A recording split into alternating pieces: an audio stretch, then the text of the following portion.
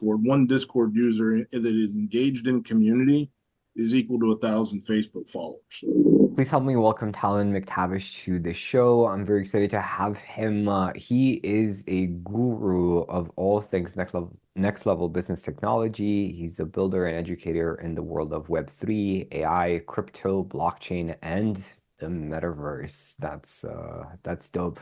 Talon, what I would love to talk to you about is what are the predictions for the future in terms of how, AI, blockchain, the metaverse, crypto is going to shape our day-to-day lives, not just the business, but what's going to basically change. But before that, I'd love to learn a bit more about you. Like, what got you into this space? What makes you passionate about it? Yeah, well, thanks for having me. First of all, it's a real pleasure to speak with you, and I'm always excited to talk about this topic about what the future is going to look like for all kinds of industries. My own background, I graduated from Arizona State University with a degree in anthropology, and so I see things even today through a cultural lens. Like everything Mm, that I do and get involved with, I'm always looking through that cultural lens and how the big picture looks with regards to um, the way that people behave, the way that people go about their normal daily practices, especially in the business world. And so the world has changed. I think everybody would agree with that. The world has changed in the last few years, and um, I believe it's been brought about by the large corporations that are controlling social media, controlling the internet, controlling the way that people buy things and interact mhm. with the brands that they support and buy from. And so there's this sort of discontent with the way things have evolved with companies like Facebook and Google sort of running the world and controlling everything and profiting from the audience of creators of all kind, whether that's Right. creators of small businesses, creators of art, creators of music. And it's the large corporations who profit in ways that most people don't understand. And this has created this environment that has created a need for change, which is a new revolution, not just with the AI and not just with technology, but the entire culture of how people are buying things, how people are interacting with other people Mhm. and the brands that they want to support. Yeah, yeah, 100%. We don't realize how, number one, our information is being used, and there was a conversation around these companies paying back the users a certain percentage for their data, a certain percentage of the ads that are being presented to them in one way or another, because we don't realize how valuable our data is. I actually got pissed off. I was buying some parts for my car, and the guy was like, "What's your email address? What's your address? What's your?" I'm like, "Dude, I'm just buying a goddamn filter. What are you doing? Why do you need my data for, right?" Well, it's Right, like next time when you come, we have your information in the system. We don't have to. I'm like, shut up. You're just selling my data. So. yeah, Um, yeah. yeah, and we don't realize how important this aspect is. But at the same time, especially in the crypto discourse, it's like the banks are getting more and more involved in it, and what used to be a conversation of decentralization, it's like I personally don't think there is going to be such a thing, because once, banks really get involved and start controlling crypto, they're already taxing crypto profits, right? So how is this to be done? Like getting power to the people again. Yeah, it's a spectrum, right? I think that the window has probably passed us by on the opportunity to be completely free of banking systems that tax the heck out of everything. The chance was there. The technology was there to where we could have eliminated the need for a lot of the things that they claim to provide with the centralized systems. So what we're seeing is a lot of the technology that is capable of providing more decentralization, and so we see a spectrum of things. From the really centralized to the not so centralized. The more decentral we can get, the better, I think, for everyone. They're always, you know, it's like you're always going to have those people who have the monopoly on force, and they'll make sure that they have their fingers in all the pies. Right. And until there is, something very drastic that happens, they're always going to be a part of the equation, unfortunately. I don't think that it's needed. I think that they insert themselves. But that's just my own opinion on that. But Hmm. there's a lot of people who think that we need guardrails in our lives. Um, but the mechanisms are there to eliminate the need for it. But I think we missed the boat on being able to get rid of it completely. Hmm. Therein, you're Hmm. correct. The banks are getting more and more involved. The governments are stepping in more and more to regulate because they think we need it. We're not capable of running our own lives, and to be Right. fair, there are a lot of problems that require law, that require arbitration, that require justice to be done. And how do you do that without some sort of centralized power? So it's a tough conversation, right? I don't think that there's any one answer. I think that what the world looks like in the future is going to evolve, into something that hopefully looks a little better than what we have today. Don't know what that's going to look like. Hmm. Hmm. Well, I imagine that that's part of the work that you're doing, or like maybe you can tell us a bit more about the actual work that you're doing with businesses, with crypto, with AI. So my company, which is the Underground Trading Company, we get involved with different projects who are looking for solutions to real world problems in the way that they are reaching their audiences. So we're building communities for folks in the Web3 way. Web3 is the third iteration of the internet. It's a fundamental change in the way that the internet is structured. Mhm. Today, uh, we generally log in with emails into just about any service that's out there on the email or on the internet. We use our email as our identity, and that is changing to where your digital wallet will be Hmm. your identifier. So Interesting. that's kind of your new passport into all kinds of things, and you're going to see it pop up more and more, where websites have a little connect wallet button instead of just the standard login with email buttons. And even now, you already see multiple ways to log into things. Whether you use your Google account to log directly in, you use a Discord account. More and more of these websites now are actually connecting to the internet, connecting the users to the sites by connecting a digital wallet, which is your new identity. And our company puts a lot of those solutions into play. We do a lot of consulting around how to move companies and small businesses into what we call Web3, which is the Hmm. third iteration of the internet. So what's the benefit at the end of the day? Yeah, I mean, when I interviewed Beverly Zimit a few weeks ago, and she was organizing events in the metaverse of having people join these stages and attend it. So what's the actual benefit? Because a lot of people listening in might think, okay, that's great, but I'm reaching my audience through Instagram, I'm reaching my audience through YouTube, or I'm doing what I need to do on Facebook. Why should I consider the Web3? Well, there's a few reasons. Number one, we mentioned the argument about centralization versus decentralization, Hmm. and when social media is or your community is centralized and it's centralized on a platform that someone else owns, at the push of a button, they can close you down if they and it's happened a lot. To Right. where if somebody says something that they don't like, with the push of a button, your community is gone, and so you're relying on these other platforms that are being controlled by someone else. And so we build out communities that are owned by you, that Hmm. you have direct control over. You make the rules. You're the one that has the keys to the gate, so to speak. And then on top of that, we mentioned data and data privacy earlier. When you're building this community on Facebook or Instagram or whatever it is, you're not really building your community. You're building Mark Zuckerberg's community, Right. and you're just renting space on that community. And then as you're doing that, Mark Zuckerberg and company, or whoever it is that owns the platform that you're on, they're the ones that are actually profiting the most from your community and from your users.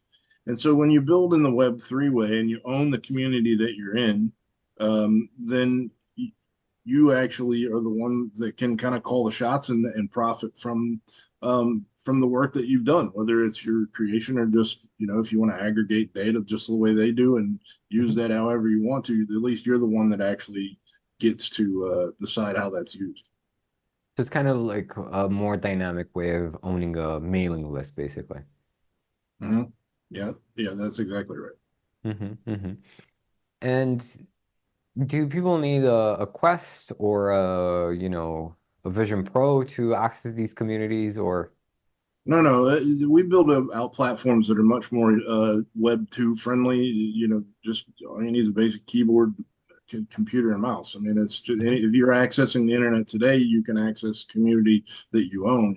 We're not talking about always a 3D virtual Mhm. environment, even though we do dabble in that arena as well.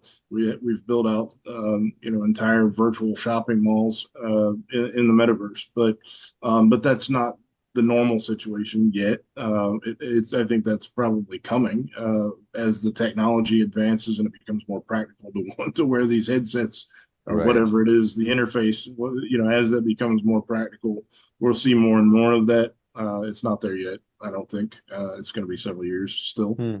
But the AI is making the building of these worlds much more, accessible, user friendly, to where as easy as it is to put up a landing page today, it'll be that easy to put up entire 3D virtual environments, Yeah. text prompt to virtual environment in seconds. Yeah, I mean, Photoshop already has that option built in. Yeah, You just tell it, hey, give me kind like of. a starry sky on a lake and, whatever, and it just generates it for you. Yeah, I could definitely see that happening for virtual space as well. So, from your predictions, because or like the community's prediction, how will our lives change, considering, the Well, it Web3 depends being on more and more? yeah, it depends on who you are. What does your life look like currently, and what do you do all day? That's Hmm. if you're in small business, which is generally who I deal with, small to medium sized businesses, the way that you do business changes kind of fundamentally because your sales funnel looks different. You know, you're um, I'll give you a good example. We have been involved with McLaren, the car company. And McLaren has kind of taken the first few steps into transitioning to a Web3 company, in that they now have a community that exists on their own platforms, built out on Discord, Interesting. um, and their Discord is it has people there who are engaging because of a digital collectible that they actually put out. Oh, it's a Web3 digital collectible. And if you want to know more about that, please contact me and I've got whole courses on digital collectibles. But people in companies like Starbucks and McLaren, they're using these digital collectibles to create engagement with their community. And so Mhm. think of it like packs of baseball cards, right? Mhm. When we Mhm. or football cards or whatever sports cards Right. that you have. Uh, when we were kids, we would some of us even into adulthood would go to the card shop and we'd get packs of the cards and we didn't know what was in them, and we had this experience of opening the card. We can't wait to figure out what we got, to see what rare ones are in there. We get excited and we have this experience. Well, brands are doing this now with digital collectibles to Hmm. where they're engaging their communities and building these communities up around these collectible collections. And different perks and different things are awarded based on the digital collectibles that you create. And it just creates buzz and it's a gamified experience that is being created. McLaren has done this very well. They have executed this to a T. It just is the way they've done it is that during the F1 racing series, there's like 23 or 24 races in a season. I'm not a huge F1 fan, but so you've got that many races in a season, and for each one of those races, they did an artistic, animated digital collectible that you could Hmm. then own in your digital wallet. And all you'd have to do is connect to their site, via that Connect wallet, that I was Hmm. mentioning. If you have to get a wallet, then you have to connect it to their site and then hit the button to collect the collectible. And it delivers this collectible to your wallet. And if you have all of the ones in the whole season, at the end of the season, you'll have, some sort of perk from McLaren. Hmm. Maybe it's a hat, maybe it's a jacket, whatever. Maybe it's just access to a deeper part of their community, which is something that is Right. really unique about digital collectibles. The fact that you can gate your community with these collectibles, which is amazing. So Hmm. when I first found McLaren doing this, I didn't really know a whole lot about McLaren. I mean, I knew it was a car brand, and I kind of knew the story, the backstory of McLaren. But as I got, started getting into these collectibles and I'm getting excited about getting the whole collection, I spent a few dollars to get the ones that I missed. And I realized one day, it was probably halfway through the season, I was like, I've really become a McLaren fanboy because I'm in here talking about these collectibles and trying to find these collectibles. And now I'm like, Yeah. man, I should buy a McLaren. I like these cards. So Right. it's that experience that, just creates community because I'm in this community and because I've grabbed their collectibles and I've gotten access to deeper layers of their community and I've actually talked to some of their pit bosses for the F1 team. And it's just this experience that's able to be created. And for a big company, I mean, it's not like a Coca-Cola or anything, but McLaren is a pretty decent sized company. And Hmm. I've Hmm. actually been able, as a normal person, to go in and interact with their people who actually have control of their brand, and represent their brand in ways that you can't do that in a Web 2 way. Uh, Hmm. Hmm. and when you build community like that for your company, the ability to have immediate, taking it back to answer your question a minute ago, the average person, the average small business owner, if you create a platform where you can have instant interaction about your products, about your future plans, about whatever it is, and get feedback on an immediate basis, because you have people engaged right there all the time, that's a really powerful thing for a business owner. Hmm. I'd love to understand how this would apply to coaching as well, and also to a pizza shop. Like, how would the transition look like? But what you're sharing, it reminds me of when Gary Vee launched his V Friends Mhm. NFTs, and it's one of these projects that's done right because the product wasn't the NFTs, right? The product was the experience of being part of that community and then leveling up and yeah, I think what's interesting about it is that you get access with different types of collectibles, but it's not just like buying a ticket to an event or a membership to an event. Uh, You also get like a certain status Yeah. with it, right? Within the community, which is kind of cool. Um, yeah, so how do you see this being applied in the coaching consulting space, for example? Yeah, we actually have a couple of coaches who we've built communities out for. Matter of fact, I believe one of your previous guests, Daniel Andrews, he has Hmm. a community built in this way, and so it's just an opportunity. A lot of coaches have open office hours, to where an hour a week they'll kind of pop in and let people come in and ask questions who are their paying clients or part of their community. Well, with the communities that are there, it's a lot more fluid to where there's no need to set like open office hours. But it's because it's a sort of a perpetual existence in these communities and people are always there. Um, you can get these messages, anytime, even though, you don't obviously want to answer right away if you're in the middle of a meeting, but at the same time, you finish up your meeting and fire back a quick message, and reply to questions or, feedback. And it's just much more fluid engagement from Hmm. coaching. If it's a way for people to, if they need coaching, they can more immediately reach out rather than schedule something or wait till their next session with their coach. It's just something that again is it's much more authentic. It's a much more authentic relationship that we're presenting, and enabling. It's much less transactional, much more Hmm. engagement oriented. Hmm. Hmm. Interesting. Interesting. So let's say you have set up, like, how is this different from, for example, school, right? Because school, their main thing is, okay, build a community, it's kind of what you were describing right now. Whereas you can get your questions answered either from the coach, or if it's a real community, you have other community members who are supporting you and answering your questions and um giving you what you need. But again, like, to circle back, how is this different from school or circles? You know what I mean? Yeah, and a lot of those things we're leaning towards solving the same problems that we are trying to solve. Mm-hmm. That again, going back to the whole cultural thing, I think school and circle and those things, I think they were seeing the same problems in society that we were seeing. It's just a Right. lack of authenticity. And so, even though they are attempting to solve that problem, I think the way that we solve the problem with creating a more gamified experience for one thing. Mm-hmm.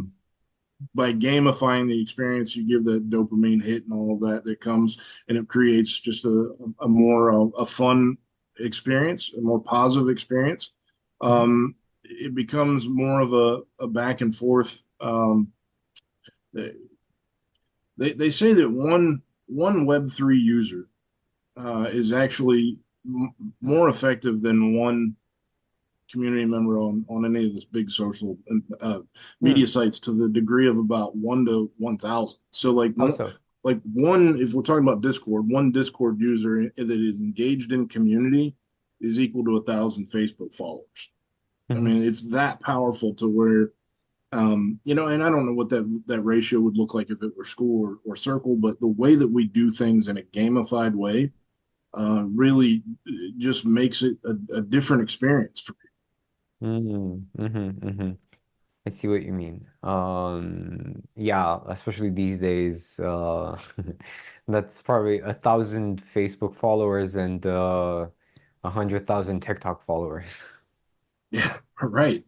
Yeah, it's an interesting thing, right? How we measure these metrics, but at the end of the day, we measured our community by how much income we're able to generate from it. Yeah, If we're being completely honest, let's just call it out for what it is. We're looking for a better way to do sales. right. And when you have engaged people in the conversation, it's a hell of a lot easier to do sales than it is Yeah. if you've just got drive-by people who might, watch for half a second and then take off. Yeah, I don't remember who said this, but super, like, super successful individual. She said that currency from 2024, or at least in 2024, is community. So that's kind of what you want to be building and be your main focus, not just like in the sense that you're, okay, now I'm monetizing a community. That's great, but the way to get there is to build community first on your Yeah, IG, whatever your YouTube, yeah, like, really create the sense of this being part of something that's unique, that's different, right? Like, in my case, I have my warrior shamans, right? That's the community. That's how I address people in my community. Awesome. So last one, how does the pizza shop use this or sure. implement it? Yeah, the your average pizza shop. I mean, McLaren is a really expensive pizza, right? It's the same. It's the same kind of Right. a concept, and I think it's branding. You use a lot for branding, but I do want to talk about the fact that I think people misuse the word community, right? Right. Because it's a buzzword right now, and everybody's using the word community. But when we talk about community on Instagram, Facebook, any of these other platforms, you really have to ask the question: are those people they're interacting with the brand owner?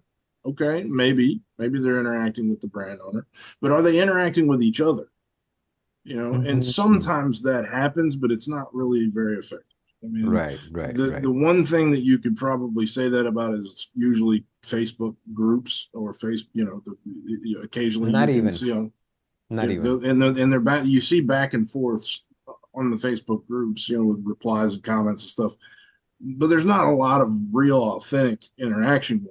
Most of the time, it's the cesspool of humanity trolling each other, which is another big problem. But what we find in platforms like Discord that we use and the way that we build community, like even if I stepped away from my community for a week or two, I would come back into my community and I would see long running conversations between real people talking Right, about their dogs and actually being authentic community. And I think right. that's the real difference around what we do and the way things are done currently.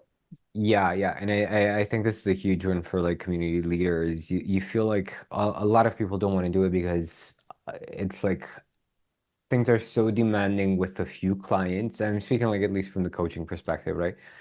Things are so I'm constantly replying to messages, having 100 clients or 1,000 clients that I have to reply to, that would just drive me nuts.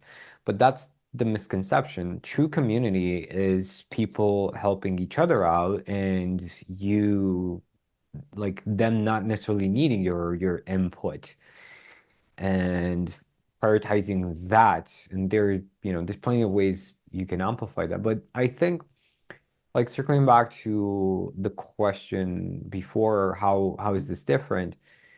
Like if you give ownership, true ownership to the community leader of the community, I think that's how it's different from school or circles because you still don't own those communities, even though you built them. Yeah, yeah, I think that's is one big part is the ownership factor, and that's a big part of Web3 in general. And a lot of times, like I'm so ingrained in Web3, I almost take that for granted at some point because I don't use the Web2 stuff much anymore. Um, and so yeah, that's something that I probably even have gotten to where I take it for granted because everything that I do I own. I'm Right, not beholden to the social media companies that own everything else. So yeah, the ownership factor is definitely a difference. okay. So one more thought that I have, it's like again for the coaching perspective, right? Let's say you have somebody who says, you know what, I want to build my community in Web3, but where do I get these people within Web3? Do I have to take them from my Instagram to my Web3 community? Like, Yeah, how does that's the that even challenge, work? right? So you think about how you got them to Instagram or how you got them to Facebook to begin with. Hmm. Where this is an entirely new thing that's popping up. Just like back up 10, 20, 12 years, to the beginnings of Facebook. How did we onboard people to Facebook? Well, it's just Right, word of mouth and people right, inviting people, and then you give them that experience that kept them there. And we're having the same thing all over again. So no matter where they're coming from. So yes, you can get people from the Web3 community, which there is a larger sort of a subculture of who identify as Web3 people. That's definitely a thing, and it's a weird place, but it's a fringe culture right now. But it's right, becoming more normalized, and as people migrate toward Web3, where they're coming from Web2. In some cases, it's coming from people who've never really used the internet at all, which may right. sound shocking to you, but the third world countries, and I don't know if that's a politically correct term anymore, but developing countries that are just getting the Starlink connections, people from places in Africa that have not really had the internet before, people in Asia who are now a little more free because of the internet, and they're getting access to it. So the world is changing across the board, and more people are getting into the internet and jumping straight into Web3, which is an amazing thing. Have you heard of that story of they gave Starlink access, like internet access to this tribe in the Amazon, and it saved a few lives because they had access to, emergency services. But 9 months later, everybody's addicted to porn. The men are not working anymore. Everybody's lazy. I believe that. I believe that.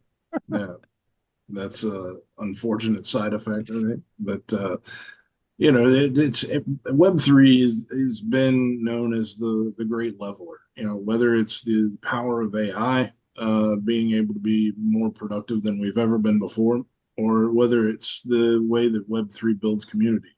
and the way that we can superpower our engagement with our brands. I think that that goes to economic class. All of the whether it's race, gender, equality across the board. Web3 has become is the great leveler. It empowers people to do things that they've never been done before. Love it. Beautiful. Talon, tell us where people can get in touch with you and who are the people that should. Sure. The easiest thing to do is to find my website. It's the undergroundtradingcompany.com. So it's undergroundtradingcompany.com, or find me on LinkedIn. And, my link tree is there. I've got a whole bunch of stuff that I'm involved in, but that's the easiest way to get in touch with Beautiful. I'll link both of them below, and you also have a course on all Web3 things, right? me. Yeah. That's called Technology Booster, right? So, Yeah, the guys, Technology Booster is a 10-week overview of all things, Web3, everything that Web3 encompasses, which is, AI, in for both research, marketing, graphics, video, just using AI for all of that, but also we get into the blockchain, cryptocurrencies, the metaverse, anything that falls under the umbrella of Web3. We're going to give it like 30,000 foot overview of all of it in 10 weeks. It's an hour-long course once a week. I love it. I love it. Beautiful. Talon, thanks so much for taking the time. Guys, get in touch with Talon if you're looking to build a powerful community, maybe compete with McLaren's community, who knows, right? Or just create a fun community on in your local area. Why not, right? Thanks for joining us, and we'll see you next time. Thanks very much.